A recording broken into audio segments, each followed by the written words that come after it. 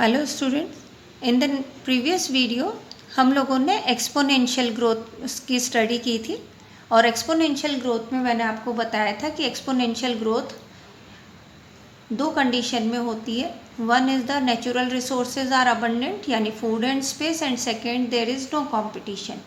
लेकिन हमने ये भी कहा था कि इस तरह की ग्रोथ नेचुरल कंडीशन में अनरियलिस्टिक है।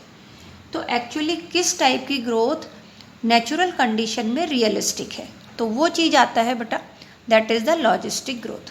तो logistic growth is the natural one, यानी कि नेचर में it is available. Okay, now the thing is that हमें पता है कि कोई भी पॉपुलेशन जो होती है वो दो चीज़ें फेस करती है। तो the population has to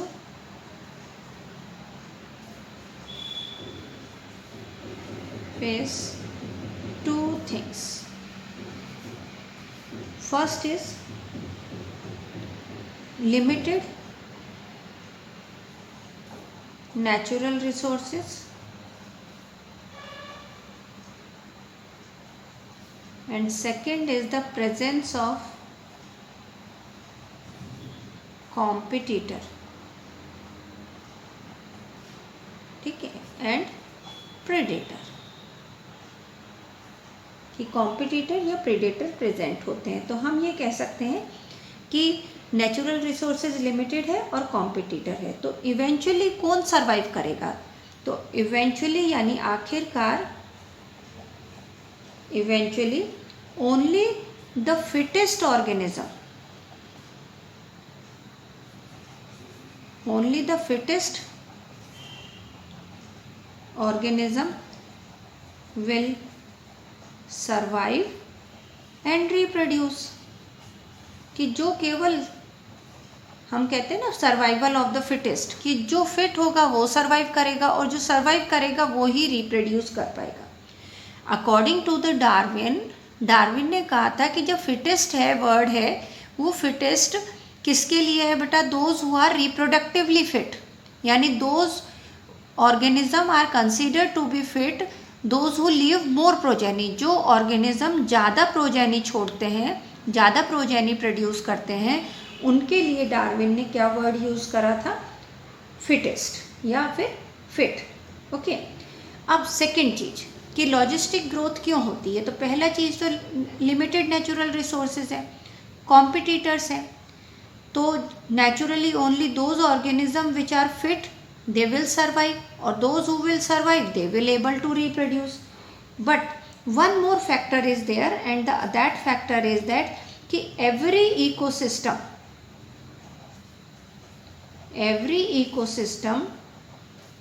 has its own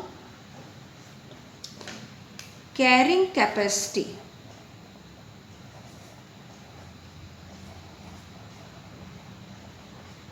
her ecosystem की अपनी क्या होती है बेटा? कैरिंग कैपेसिटी होती है। कैरिंग कैपेसिटी मतलब होता है, capacity means the number of organism it can accommodate, कितने नंबर ऑफ ऑर्गेनिजम्स को वो अकोमोडेट कर सकता है, यानी कि उनके लिए रिसोर्सेज प्रोवाइड कर सकता है। तो due to the limited carrying capacity all the population mostly shows the logistic growth. तो लॉजिस्टिक ग्रोथ जो होता है बेटा, अगर उसका कर्व हम लोग ड्रॉ करते हैं तो इस केस में एक्स एक्सिस पर again I am taking the time T, and on the Y axis it will be the population density. Okay, population density. Now अगर हम लोग इसको if I will represent, this is the dotted line, this is I can represent it by K, and K is what? K is the carrying capacity. Okay, now what type of the logistic curve shown by the population? So simply the curve will be at the initial phase, it will be at a slower rate, then it will increase at a very fast rate, and then it will go almost constant or the steady phase. That is just exactly like the carrying capacity at the point K. Now in this growth curve, this is also called as, this type of growth curve, this growth curve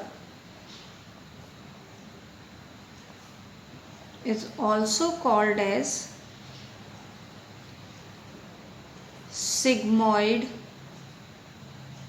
curve. Exponential growth curve क्या कहलाता था बेटा? J shape curve कहलाता था, and this is called as sigmoid growth curve. इसको हम लोग कह सकते हैं कि ये कैसा ग्रोथ कर्व है बेटा? सिग्मॉइड ग्रोथ कर्व है, या फिर जिसको कह दे एस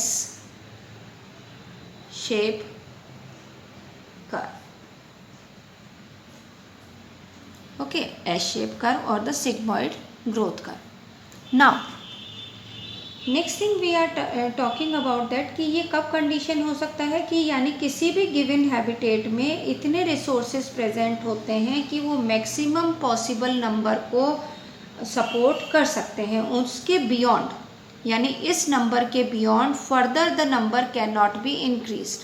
तो that is called as the carrying capacity. तो अगर हम डेफिनेशन लिखें कि what is carrying capacity,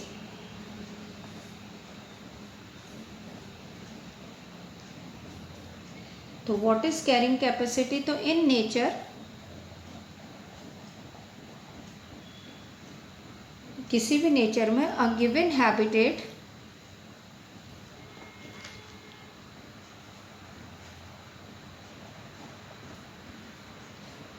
has enough resources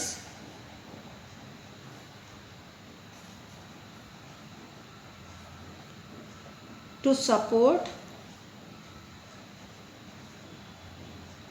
a maximum number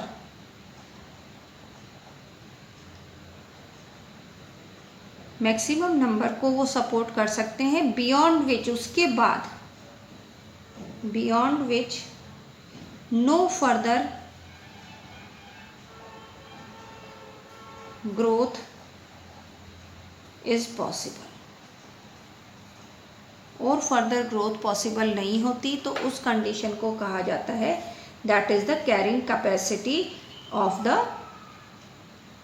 particular habitat. उस पर्टिकुलर हैबिटेट की कैरिंग कैपेसिटी, यानी कि वो हैबिटेट जो इसमें इतने रिसोर्सेज हैं कि वो मैक्सिमम नंबर को सपोर्ट कर सकता है, उसके बियॉन्ड अगर नंबर इंक्रीज होता है तो it can not support. It means then the competition increases, और जब कंपटीशन इंक्रीज हो जाता है तो उसके बाद में फर्दर पॉपुलेशन साइज इंक्रीज नहीं होता.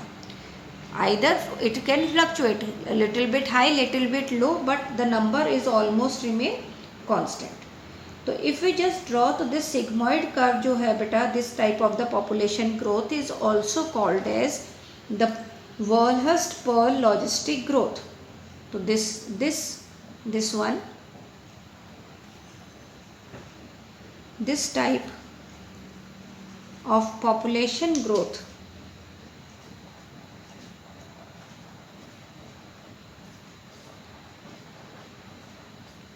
is also called, that is Warhurst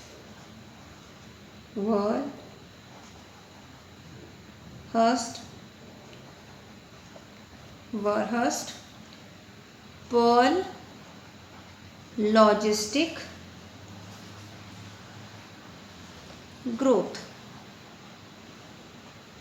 usually exam में बेटा कभी डिफरेंट टाइप से इसके क्वेश्चंस आते हैं. यूजुअली क्वेश्चन आते हैं तो या तो क्वेश्चन आएगा कि logistic growth curve, direct question आ सकता है, या फिर ये क्वेश्चन आ सकता है कि नेचुरल कंडीशंस में या in the nature which type of the growth curve is more common, तो उसमें आपको देना पड़ेगा लॉजिस्टिक ग्रोथ कर्व. या फिर आ सकता है कि Warhurst Pearl logistic growth curve के बारे में बताओ, तो then also you have to explain this one. Now it can be explained or it can be calculated or you can say described by the following equation. अगर हम इसकी equation बनाते हैं तो इसकी इक्वेशन क्या आती है बेटा? इसकी इक्वेशन आती है again the same thing, because we have to find out in a very short time period. तो that is dn by dt is equals to Rn.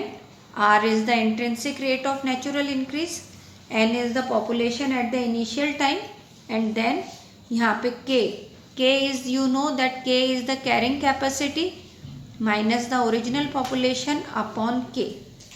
So by this method we can find out the population density at particular time at the in a particular population.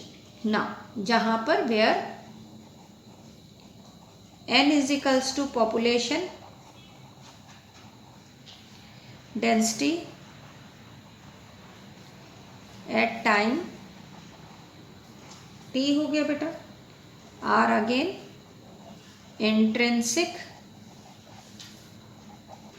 rate of natural increase,